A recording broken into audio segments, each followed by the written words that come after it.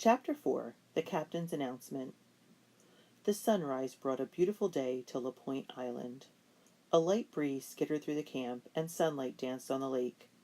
Suzette stayed near the lodge with her mother and grandmother. A stream of old friends, including Gabrielle, stopped by.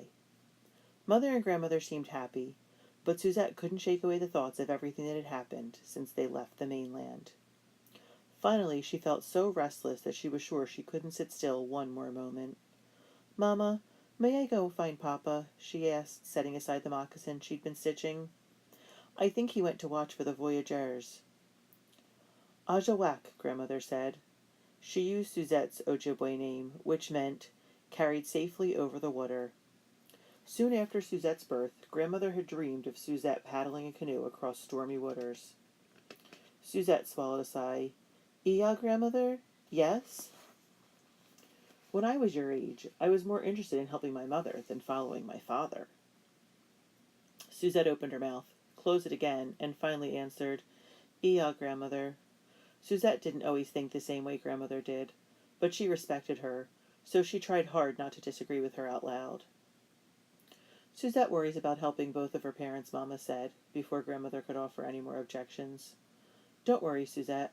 Papa will be—" As if in answer, Suzette heard a shout, and Papa burst from the trees. "Mes amis, my friends," he bellowed. "They are coming." Suzette scrambled to her feet. "The voyageurs? Did you see them, Papa?" "No," he was breathless. "I heard them singing, faint, just a whisper. But I heard it across the water. They're coming!" He squinted at the fading sun. "Not today. Tomorrow." He grabbed his wife's hands and began to dance a jig. Suzette laughed. Papa's shouts drew some of their neighbors, and soon a circle of people were stamping their feet as Papa led Mama in the wild dance. Suddenly Papa stopped. "I'll paddle out to meet them," he exclaimed, his face like a little boy's at sugaring time. "Yellowwing, will you come with me?"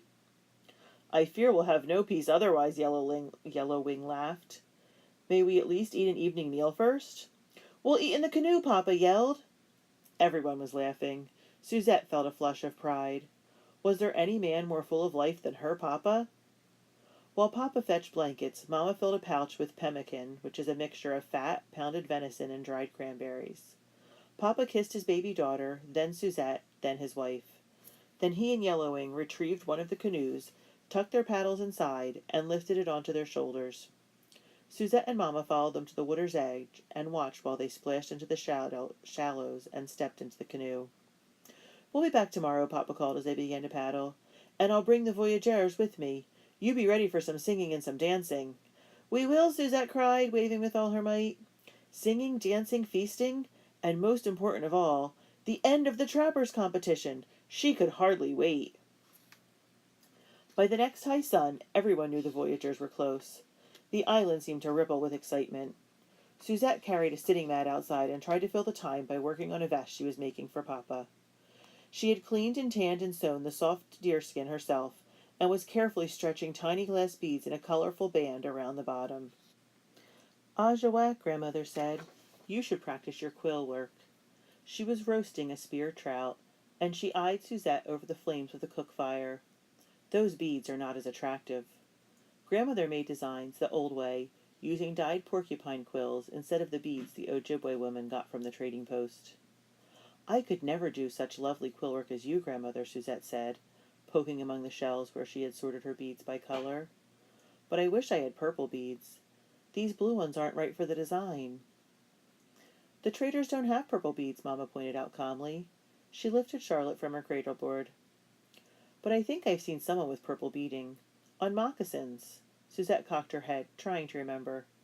"I can picture them, so someone has them. I just can't remember who they belong to." Beaded moccasins were worn only for special occasions. "I want the vest to be perfect. I'm going to give it to Papa when he wins the competition." "If he wins the competition," Mama corrected. "There are many fine trappers." "But, Mama, he has to win." Suzette could hardly sit still, knowing the winner would soon be announced. She slipped the vest back into a storage bag. She couldn't bear to sit and think, not one moment longer. "Mama, I want to go to the beach to wait for the voyageurs. May I please?" She was away almost before Mama nodded. Many people were heading to the beach in front of the fort. As Suzette neared the stockade, she heard someone call her name. Bonjour, Suzette! It was a Frenchman named Big Nicholas. His name was a joke, since he was even shorter than most voyageurs. He was sitting on a rock near the beach, as if deep in thought, smoking his pipe. Bonjour, Big Nicholas. Suzette wondered, not for the first time, if he was sad. Big Nicholas had broken his arm in a bad fall the summer before, and couldn't paddle back to Montreal, so the Fur Trade Company had discharged him. He had spent a surely lonely winter trapping on the mainland. Suzette didn't know Big Nicholas well, but she had never heard him complain. He was the kind of man who found time to carve dolls for little girls, or pull a woman's sled if he thought her load was too heavy. With a wave, Suzette hurried on to the landing. A crowd was gathering at the beach where the voyageurs would arrive. Old women were mending fish nets, and young women were tending babies. Children splashed in and out of the water. Older boys paddled canoes wildly near the landing, showing off. And clustered near the water's edge were the people waiting most eagerly, several women who had married voyageurs, and their children. Suzette spotted her friend among them. "Gabrielle!" She hurried over. "Listen," Gabrielle said. Suzette shivered with excitement as she heard a snatch of song. She knew she wouldn't be able to see the voyageurs until they rounded the long point of land that sheltered the beach from the rough open water of the Great Lake. But she could hear them. Gabrielle grabbed her hand. "Oh, Suzette, it's so hard to wait. If only I knew that my papa—" "I see them!" one of the boys cried. Yes, Suzette squinted into the sunlight glinting off the water, and slowly counted 8 six-man canoes as they rounded the point from the east and headed toward the beach. The voyageurs were bellowing a favorite French song. Papa and Yellow Wing darted among them in their smaller, lighter canoe. Suzette could see Papa singing with his friends, and she raised her voice in a whoop. How wonderful to see Papa so happy again. The voyageurs drew closer, and women began to wave as they caught sight of their husbands. "Papa!" Gabrielle squealed, and Suzette grinned. On command, the voyageurs lifted their paddles and raised their voices in a unison yell of joy. Then they were paddling again, with short, hard strokes. Soldiers and laborers from the post joined the Ojibwe and the Métis people already on the beach. The carpenter was fiercely scratching out a tune on his fiddle. 3 Ojibwe men were beating hand drums and singing. A group of Métis women and children in doeskin leggings and cotton dresses of scarlet and blue were dancing. 2 of the young fort laborers began a jig. And Métis are people who are half Indian and half French. Suzette watched Captain D'Amboise parade solemnly to the landing, wearing a fine blue and white uniform instead of his usual leathers. He was a big man whose position demanded respect and whose abilities earned it. D'Amboise was accompanied by Baptiste, a Métis man who was the fort interpreter. Although D'Amboise was learning Ojibwe, he relied on Baptiste for important occasions. Baptiste spoke not only Ojibwe and French, but Fox, Sioux, Huron, and Menominee as well. And those are all different Indian languages. Unlike D'Amboise, Baptiste was dressed as usual. Leather moccasins and leggings, beaded knee bands, a colorful calico shirt, and a red headband tied around his forehead. The huge canoes drew close to the landing. Young Ojibwe men ran to help some of the voyageurs, jumped into the shallow water to lug the bundles and barrels filled with supplies and trade goods to the shore. The instant their duties were tended, voyageurs with families waiting joyfully embraced their wives and children. Suzette ran to Papa and Yellow Wing as they beached their canoe. "You found your friends, Papa?" "Oui," Papa grinned. "Mon Dieu, it's good to be among them again. Tonight we'll celebrate, eh?" "And when the competition ends, we'll have even more to celebrate," Suzette exclaimed. Papa put a finger over his lips and winked, then cocked his head toward Captain D'Amboise, who was about to speak. D'Amboise smiled broadly, giving everyone a few moments to settle down. Then he raised his voice for the formal greeting. "Bonjour, Ainin. On behalf of everyone at Fort La Pointe, on behalf of our Ojibwe friends, I welcome you all." Baptiste repeated the greeting in Ojibwe. Everyone cheered, and D'Amboise raised his hand for quiet once again. "And let me remind all the trappers that the competition will be closed tomorrow at high sun. Anyone who still has furs to turn in for credit must report to Monsieur Roussain by that time.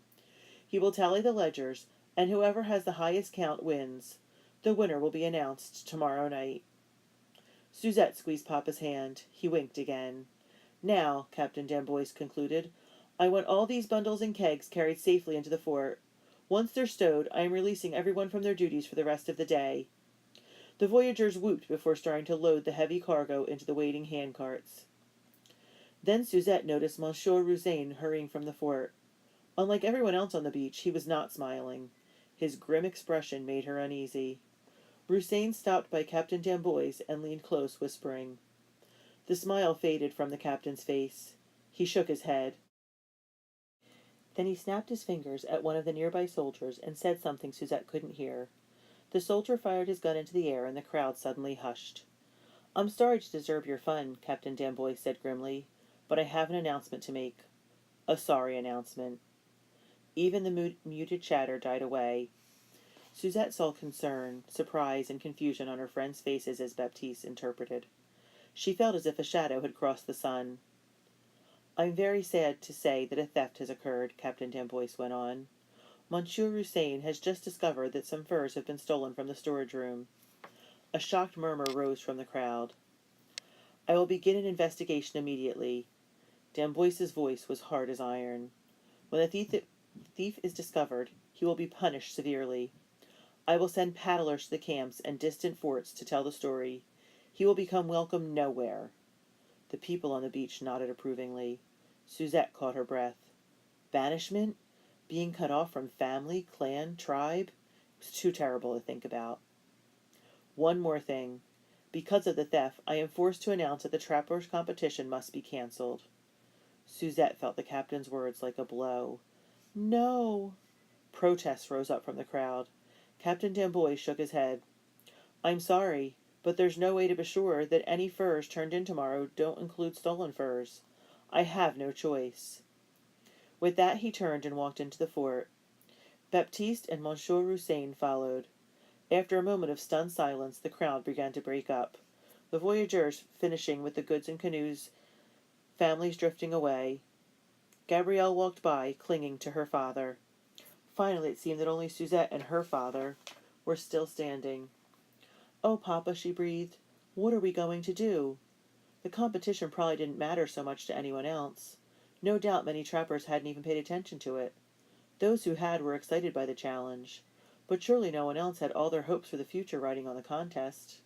Papa's broad shoulders sagged in a way they had never had before, even when carrying the heaviest load. It seems there is nothing to do, he whispered. Without that prize, I have no way to pay my debt to the company. At the end of the summer, I'll be paddling back to Montreal. Papa, no. He rubbed his eyes. I'm sorry, Suzette, he managed, and kissed the top of her head. I must go find your mamma now. Don't worry. Everything will be well in the end. He walked away like an old man. That evening the festivities of rendezvous began, but Suzette's family stayed at their campsite, sitting silently around a low fire. The Ojibwe campground was empty. The voyageurs' shouts and songs drifted from the grounds in front of the fort. She could picture the bonfires on the beach, the women preparing a feast. It will be all right, Mamma said finally. We have managed every winter before now. Of course it will be all right, Papa echoed, but his voice was hollow as a reed whistle. From across the meadow, Suzette could hear snatches of laughter and song. Usually Papa was in the middle of the celebration, for he was the loudest singer, the best storyteller, the liveliest dancer. It hurt Suzette's heart to see him sitting cross-legged with his head in his hands. Maybe Captain Damboise will find the stolen furs, Yellowwing suggested. Yes, maybe. Papa didn't sound hopeful. Grandmother stroked Suzette's hair. Mamma poured some tea. As they stared at the flames, an extra loud burst of laughter drifted through the trees. Suzette clenched her fists on her knees. Maybe there's something we could do to help him find the furs, she said finally. There is nothing to do, Papa sighed. Captain Damboise made the right decision. The only fair decision. It's not fair to us. Ajawak, Grandmother murmured, frowning. Sometimes we must learn to accept things, Mamma added. Do not fight clouds, daughter. Suzette knew she should listen in silence to her elders, and honor them by trying to accept this as they wished. But she just couldn't bear to sit by the fire and accept defeat.